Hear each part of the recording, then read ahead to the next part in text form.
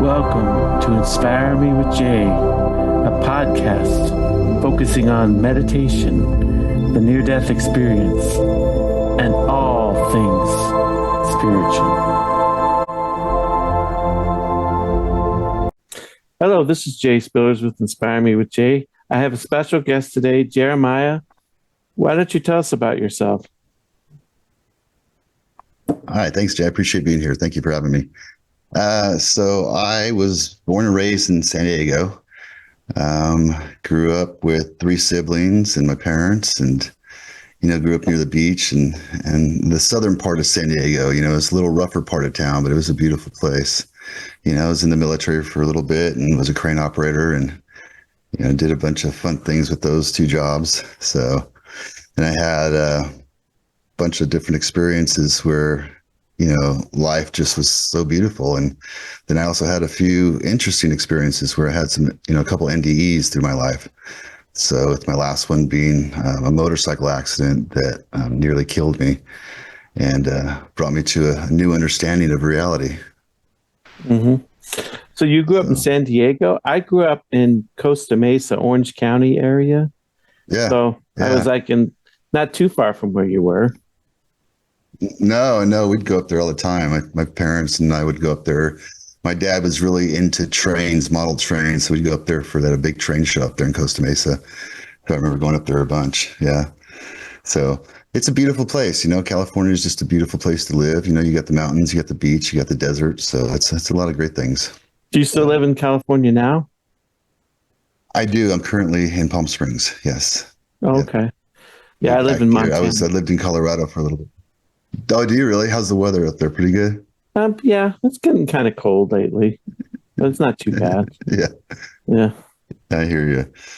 So how did you get involved in the NDE, stories and communities? Well, I've been interested since about 1983. I watched a show on That's Incredible when I was about 11 years old, and it sparked my interest. And I called this Christian radio station and they kind of poo-pooed it.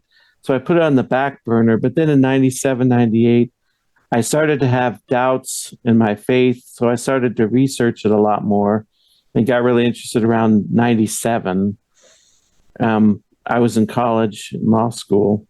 And then a couple of years ago, I wrote a book called Heaven's Truth, the Parallels Between the Bible and the Near-Death Experience, kind of comparing and contrasting the Bible with the NDE and showing how they parallel each other. That's how I got interested. That's interesting. Because that was one of my major things I wanted to look into after my near-death experience. I'll go into my little bit of my near-death experience. I was really struggling with depression and anxiety, my whole life, really. And then about 4 years ago, it just kind of all crumbled down. I lost everything in my life. And went out for a motorcycle ride and ended up crashing my motorcycle.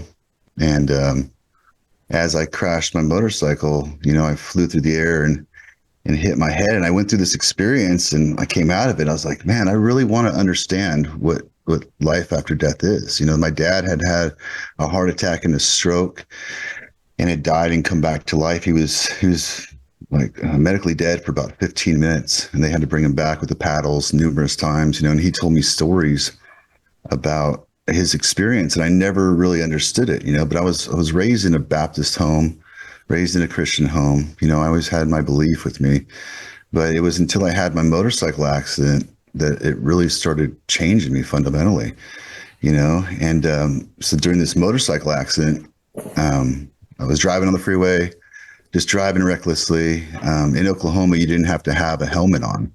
You could drive without a helmet, and ended up crashing my bike. And I hit my head. I remember flying through the air, and I hit my head so hard that I had to ask myself, am I dying? Is this what death is? This is how I die? I remember really thinking, this is it. This is how I die. I hit my head, crashed my bike, and that's it. And after I had that thought, I ended up going into this void, this black void. And the black void, I was weightless and I felt nothing. I just felt like I was floating around. And once I had that recognition of what was going on, a bunch of lights started forming around me. It was like Star Trek, or Star Wars. When you go into hyperdrive, you go into warp speed, all these stars start coming after you. But I had lights coming in from the side, and these lights ended up forming a tunnel. And the tunnel was like, from my perspective, it felt like it was 30, 40, 50 feet wide, maybe even larger than that.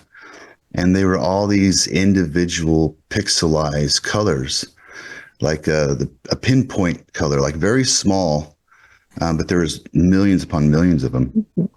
And I remember going down this tunnel and thinking, oh my gosh, these are so beautiful. Like they're just amazing. Like I could look all around me, look up and down, and they were just all there.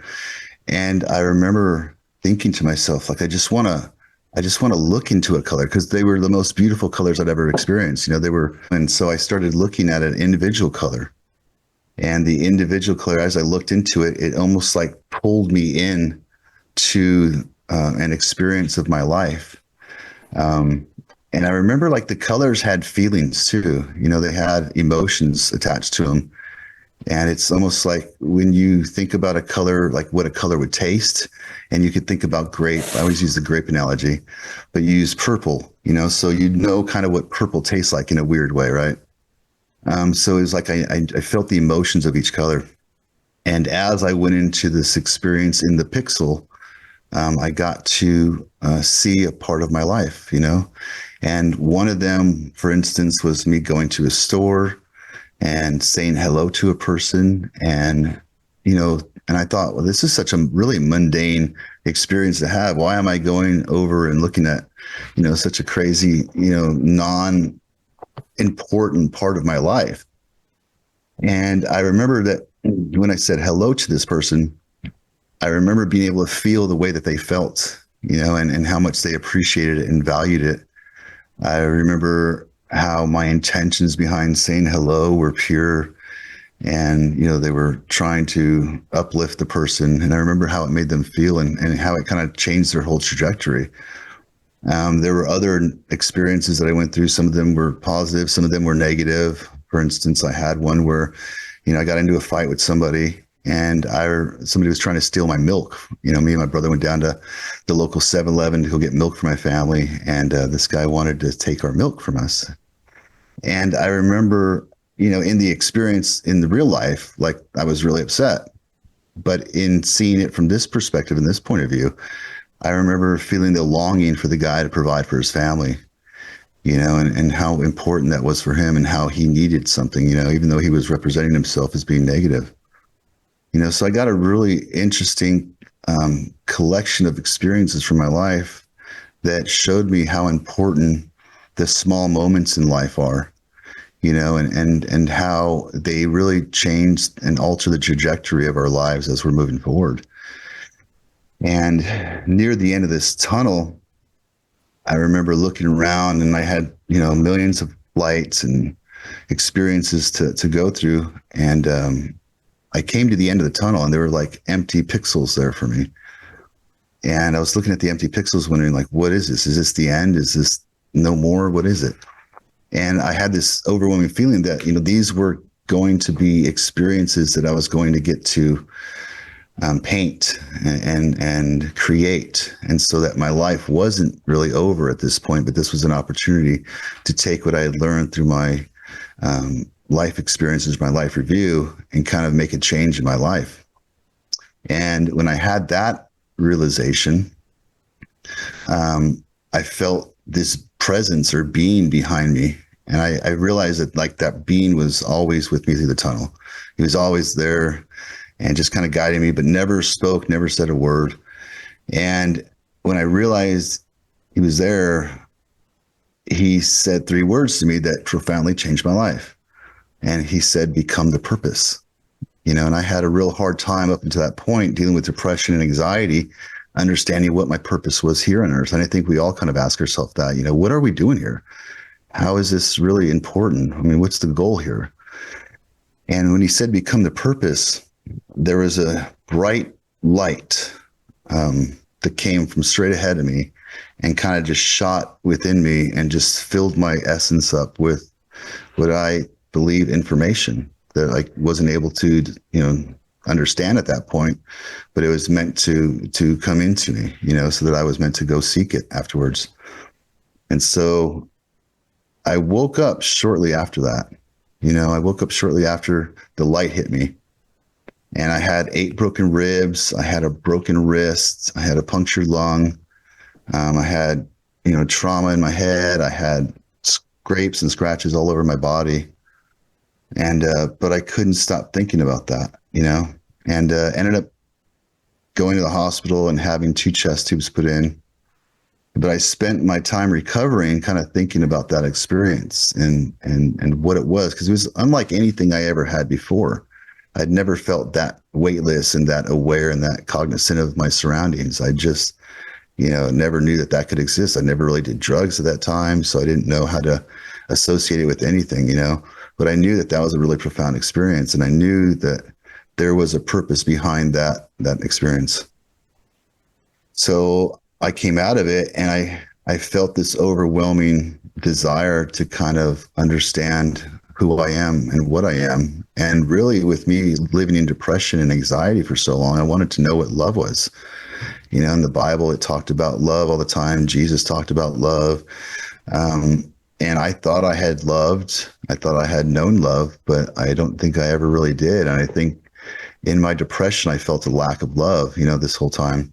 And so I went on a journey to try to understand what love is and how it really affects us and how we're meant to live within love and become love, And so I went down a path of meditation, and which I could never meditate before. I don't know if you meditate, but it's a really, for me, it didn't really make sense. I mean, I wasn't into metaphysical. I was into my whole belief system from religion.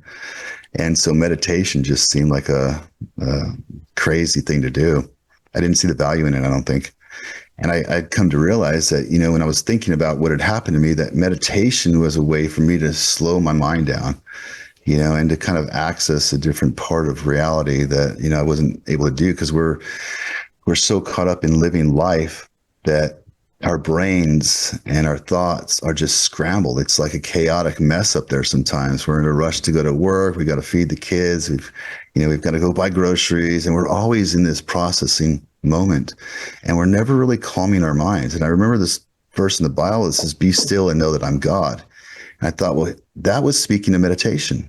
It really was, I looked at prayer, I thought prayer was important, which it is. Prayer is giving thanks, it's being thankful, it's asking for strength and stuff, but that doesn't allow us to listen to an answer. It throws out requests and gratification, and I thought, well, this is important, and I need to really just meditate and start, listening.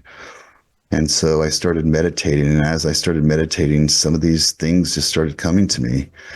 Like out of the blue, thoughts of what life is and what depression is, anxiety. And I realized that my depression was me trying to control past experiences with a new mindset and a new understanding. I realized that my anxiety had to do with me trying to control the future, and trying to change what was coming, ahead. And I couldn't do that. I had to just accept what it was. So I started really looking into metaphysics. I started looking into science and how science can prove the Bible, and how, quantum theory, entanglement, and things like that are kind of what the Bible speaks about in a sense. There was passages in the Bible that said, "Be the light of the world." And I thought, well, that's kind of a strange thing. How can we be the light of the world? Like, what does that mean exactly? And then I started to look into science and realized that we actually emit light photons.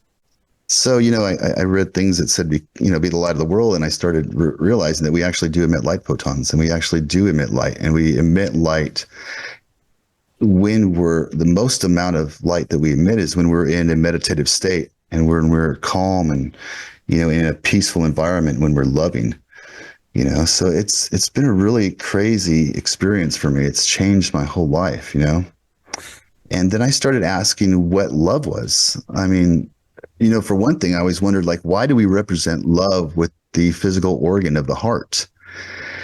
Have you ever thought about that? Like why we represent love with the heart? Hmm. So I started really looking into the heart and how the heart actually is the largest producer of electromagnetic energy. And I realized that when I felt love in life, I felt energy. You know, people go out into nature and they camp out or they go to the beach, and they, in that experience, they say, man, I feel alive, or I feel great. Like this is crazy energy out here, or I love this. And really the love that they're feeling is that, you know, energy that's building up inside of them. You know, so love is the energy, and knowing that energy is all there is in the universe, it really started to make sense that love is the really defining force between our lives and what we're meant to be doing here. And so I really started to look into my associations with people and how I brought love to the, you know, universe, and how did I receive my love. And I had been really I had been giving love out as like a transaction. I had been having transactional love where I would love somebody and expect them to love me back. And I realized that love is really just honestly a gift, you know? And I also looked into something crazy here too, is I always wonder why there's so much green. Have you ever thought about that? Like why living plants and trees are green?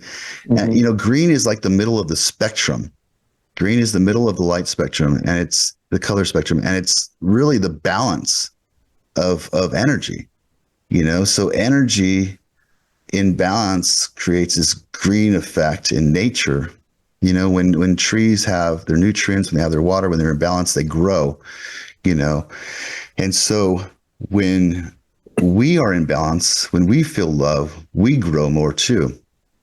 You know, and it's just crazy that energy is really where we find ourselves to be.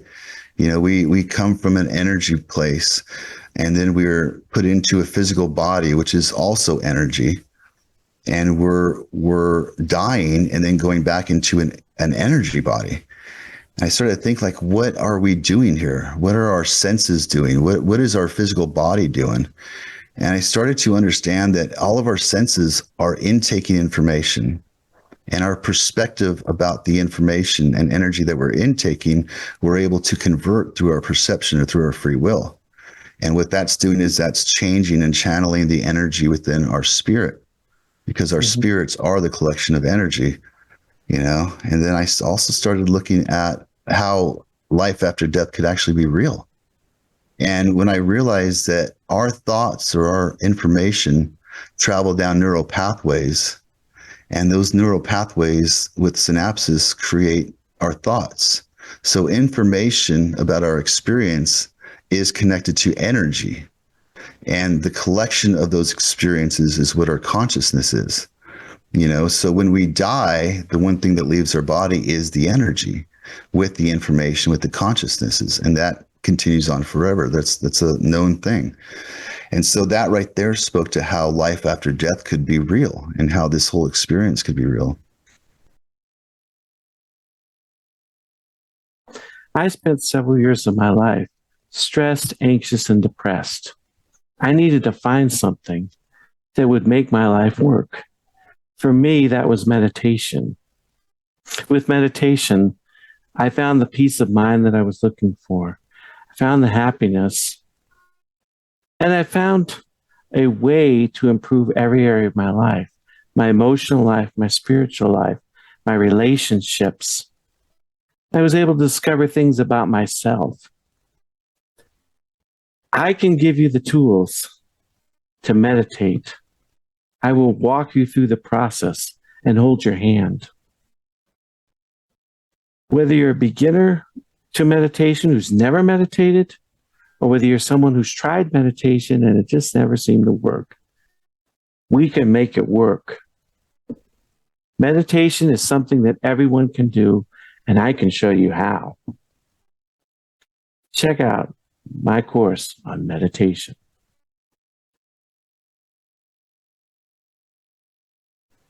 So, you know, I really started implementing this idea that love could be given out to everybody. You know, I didn't have to hold boundaries that I had to live within. I didn't have to wait for somebody to love me. I could honestly just give it back to them.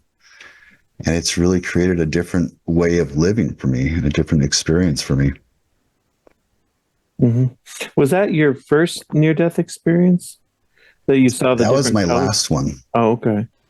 Yeah, that was my last, and that was really the biggest one. My first one had happened when I was 17 years old. I had been shot at, and for me, near-death experience, you're close to death, and it changes the way you think fundamentally. So having somebody shoot at me 9 rounds from close range and miss every bullet, and I hear these bullets whizzing past my head, that creates a new understanding of life and a new appreciation. My second one was I was probably in my 20s, mid 20s, and I was heading to work one morning after working 100-hour weeks and fell asleep at the wheel doing about 65, 70 miles an hour, ended up crashing into a concrete light pole. And I rolled my car 8 times, landed upside down. And that one brought me into the void, for lack of a better term, the first time. That was the first time I'd ever been the void. And that was just, floating in nothingness. I don't remember the rollover. I don't remember what was going on. And then my third one was I've had 6 spinal surgeries. I was injured in the military. And my second surgery, the doctor had misplaced a pedicle screw in my back and paralyzed my left leg. They had to go back in and take out the hardware that he had placed in there because he had put it in the wrong place. And during that surgery, I ended up getting a really bad infection that was allowed to fester for a month. And I came out of the rehab hospital, and I remember the next morning I came out not knowing where I was or what I was doing. I was very ill at the time. My body had gone into septic shock. I had infection running throughout my body and my blood, and ended up passing out and being rushed to the emergency room. My body was shutting down. And that was the second time I had been in the dark void. And that time was a little more vivid. It was a stronger presence of being in that void, and light started to come up in and out. But, for me, I kept going back to my old way of living. I didn't really stop to think about what was going on. I just thought, well, maybe I just blacked out or whatever. It's not a big deal. But then, and I think that's why I had this last one, because I wasn't really paying attention to it. And God's like, hey, we need to really wake you up. You're not really living the right way, And so, I had this last one, and this last one, it was unbelievable. It was literally unbelievable what had happened to me. And it changed my viewpoints about, I was into politics before. Now I don't choose to enter into politics. I think it's dividing us. It taught me to really, search for God instead of just believing in what I've been told, to actually go out and find him in my own way. And the crazy thing is that when I started to meditate, I realized that I had to unlearn everything I've learned. And I had to start over and create a new path of truth and understanding for me, because I had just allowed other people's ideas and words to create a truth for me. And it really sent me on a journey to understand God in a deeper manner and deeper pattern, which I feel closer in understanding who God is to me than I ever have in my life. And it's really fundamentally changed the way I think about that and live. Did you see like different colored pixels because you're interested in art? Did you have an artistic interest at all? I do have an artistic interest, but not at that point. Like, I had loved and appreciated art, but I think the pixels, this is my understanding of my experience, is that the different colored pixels almost represented a understanding of a situation or a frequency of an experience through my life. So each pixel was a different color, and each experience was a unique thing as well. So I think what the representation was for me was that each color represented an emotion that I displayed or experienced in that moment. And that was why it created a color. We talk about auras, people in their life, we all have auras around us. We have an energy field around us. And I think those auras, I believe those auras are created by our energy frequency and how we change that with our experiences. And so I think that's what those different colored pixels were. And they were beautiful. They were colors I'd never seen before. They were like multi-dimensional colors. You know, colors we see are just almost two-dimensional, I think, sometimes. But this was, you know, 3, 4 dimensions. There was depth to the colors. There was emotion to the colors. There was a whole feeling with it all.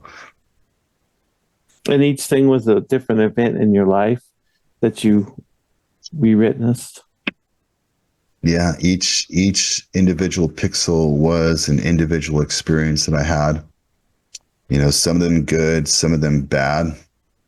But you know, I'm now a believer that I don't think anything bad happens in our life. I think it's our perception of it. And here's my logic with this, is that when we go through life, in each moment that we're in, we are the smartest we've ever been. Like, I'm the smartest I've ever been right now, which isn't that smart, but it's getting there, you know? And so when I would look back at my life at a bad experience or a negative experience, what I would find was that I held myself accountable throughout the entirety of my experience after that as being that person, but I'm not that person.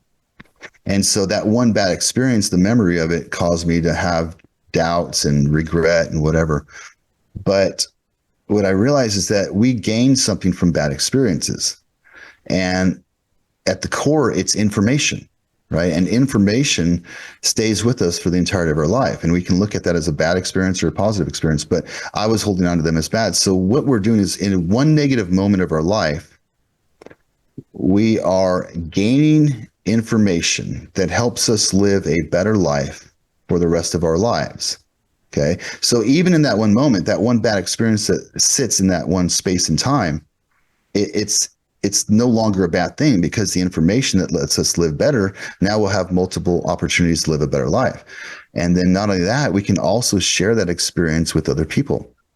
And so when we share that experience with other people to help them live a better life, now we're multiplying the goodness of that one negative moment of our lives. So that, for me, kind of washes out the small moment in time of a negative experience, or the perception of a negative experience, and allows me to know that the gift of it will live forever, and it will be multiplied forever by sharing it with people and giving it out to people, and they can live a better life too. So there's no really bad experience. There's hard taught lessons, but there's not a negative experience. It's all positive experiences. And I think that, you know, when we start to fundamentally change our life and ask ourselves, what are we doing here, and what do we have the power to do? And really the biggest thing we have is our ability to have free will, our ability to create thoughts. And to create thoughts is to create an experience, and an experience turns into a reality in how we perceive it. So we have the ability to change from a negative perspective to a positive perspective, therefore changing the entire experience in its, you know, across the board. So we are creating our realities, you know, and what I was doing was allowing my emotions of my body to create a reality, and not really living from my spiritual truth. My emotions were running rampant, and our emotions are nothing more than interpretations of a reality that we're facing. So if we're looking at a situation, and for instance, it could be, you know, anything, somebody picking a flower. You could be sad that flower was picked, right? And you could say, oh my gosh, that's horrible. You should let it live. Or you could look at it as saying that flower has lived its life to bring me joy and happiness and represent love. And there's two different ways to always look at things. And in doing so, we're creating that reality. So we have total control over the reality that we create. You know, it's not negative. It can be positive in all regards. Every experience can be used to become a better person. It can be used to be helping people change their life and become better people. And it can be used to really visualize and experience love in its fullest capacity. Mm-hmm. Like when you meditate, do you feel like you go back to that light? Do you go back to God in your meditation? I feel really deeply connected to God when I do meditate. And, you know, we're all at different frequencies. And, you know, the one thing I realized too, with my experience with an NDE, is that A lot of people say that they feel love, and a lot of people say they felt free, freer than they've ever felt. And my explanation for that is that when our energy spirits or our energy bodies leave the physical body, our energy is uninhibited. It's uninhibited completely. It's free to roam throughout the universe. When we come back into our bodies, we are having to live within a denser energy body. So we're being inhibited with the energy flowing through our body. It's like resistors on a circuit board. Our energy now is going to go through muscles and organs, and it's going to be drawing energy from that. So when we say we're free, it means we're free from the body's depletion of energy. And when we feel love, I mean, love truly is the energy force behind reality, behind the experience here.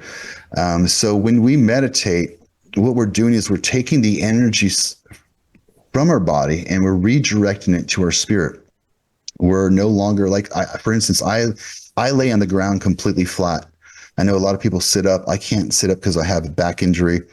But I found and realized that laying on the ground flat allowed me to conserve energy, right? And I would be able to use that energy in my mind. And so I'm not depleting as much, and it's not getting diluted, right? So when I'm meditating, I feel like I'm more in tune. I'm able to use energy to connect to God, to connect to the universal energy, to connect to source. It's uninhibited, it's unadulterated, and it's just purely flowing through me at that point. So yes, I absolutely do believe that.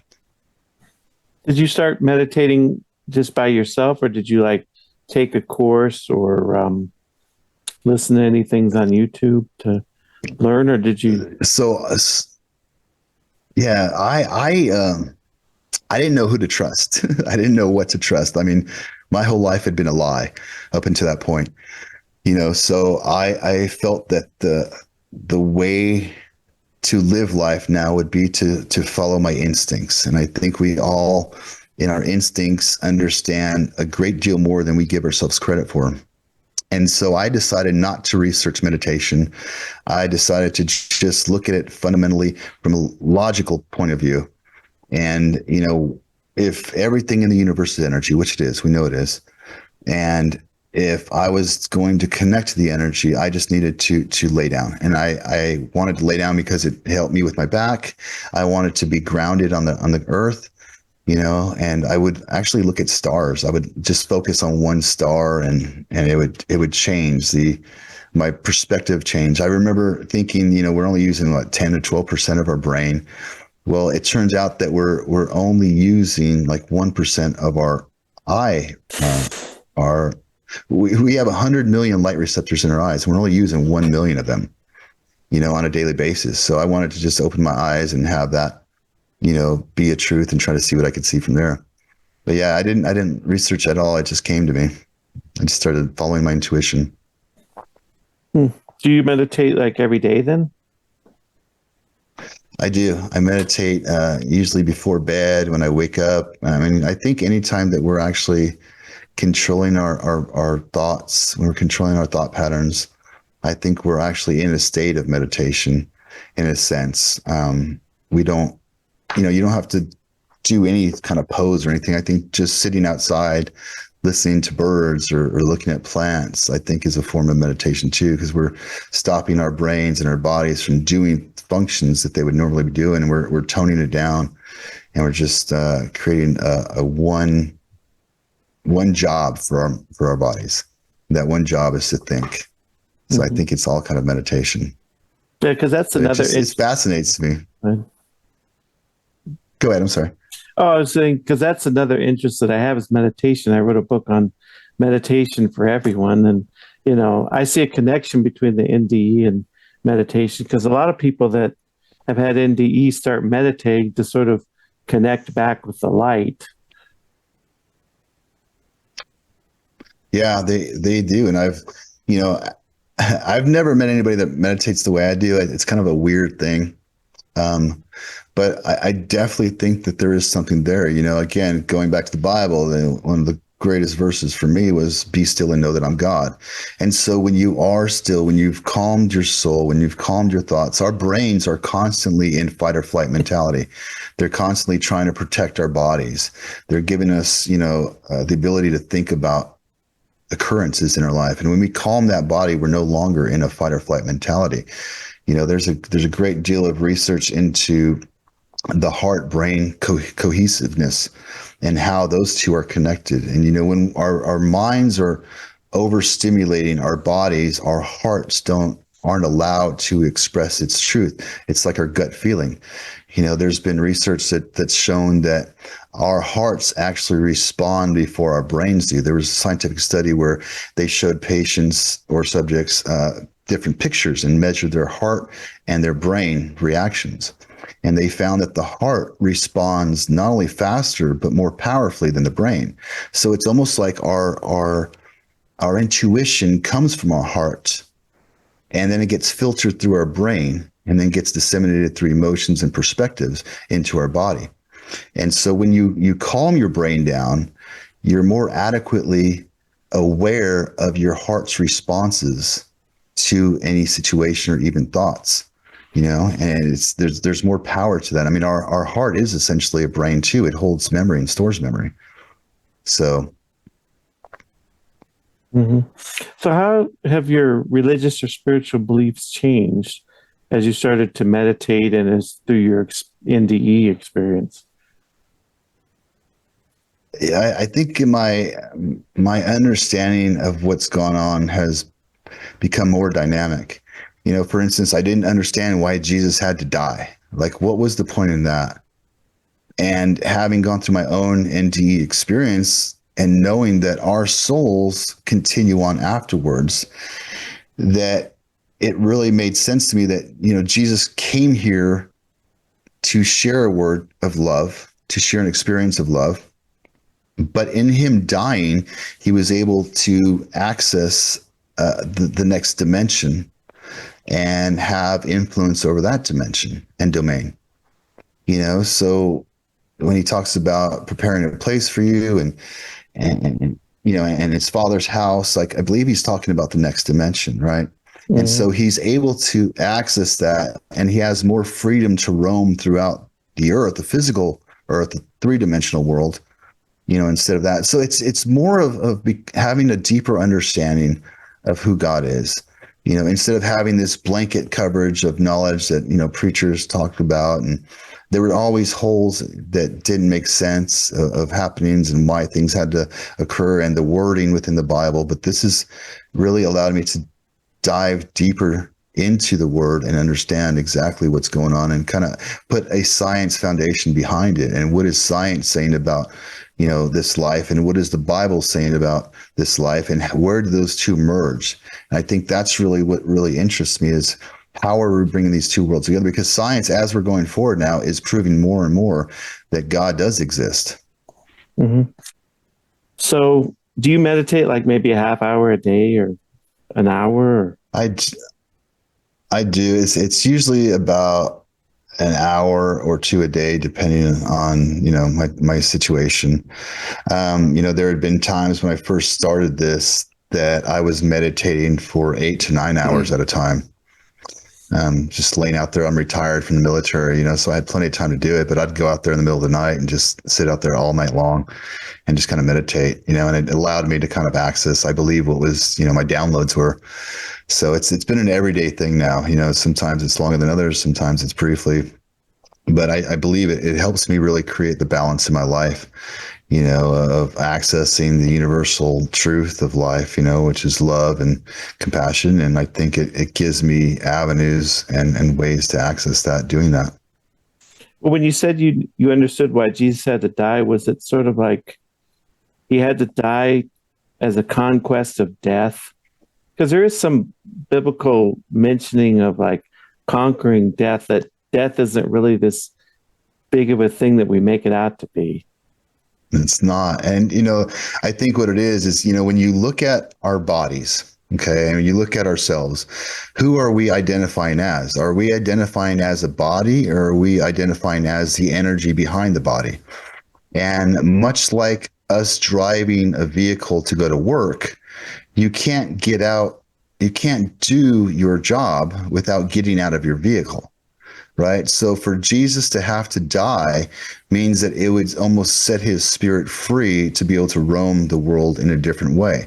So his vehicle brought him, as he was going, he was able to share truths with people. He was actually essentially passing out roadmaps to people like, hey, meet me here. This is where we got to go. Take your vehicle and drive to this location. And then when you get to this location, I'm going to be there waiting for you. Right. And so that's how I look at it now, is that we are not our bodies. My hair dies, my skin dies and falls off. If I lose an arm or lose a leg, I'm still me, but what makes me is the ability to experience this reality. And what makes me is the energy within my physical body. So I'm not this body. I'm just living in a vehicle right now. It's ultimately my spirit that gets set free after this experience. We come into as babies, we come into this world from a energy form into a physical body. We intake all, the experiences through our senses, intaking energy. We're converting those into an experience or a reality of our soul, and then we're exiting this body and going into the next world. This is a training ground. This is a school almost. This is a way for us to practice the balance of the universe and God. This is where we live love. We're living within love. We don't have to look for love. We don't have to search for love. We are the experience of love itself. And when you're looking, water doesn't know it's water because it's within water. You have to get outside of something to see and recognize what it actually is. Yeah. So was resurrection sort of like the evidence, the proof of the conquest of death? They had to come back and basically let us know. I think so. I think it was a way for us to understand that, it's almost like they were sharing with us, hey, this is just the very beginning.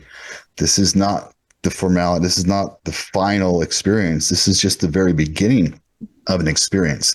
And so representing Jesus coming back to life, not so much physically, but in his energy body, being so pure and in perfect harmony with the universe, I think that's really where it showed us that, hey, we're not here physically. We are here energetically in a physical body, but we are not here.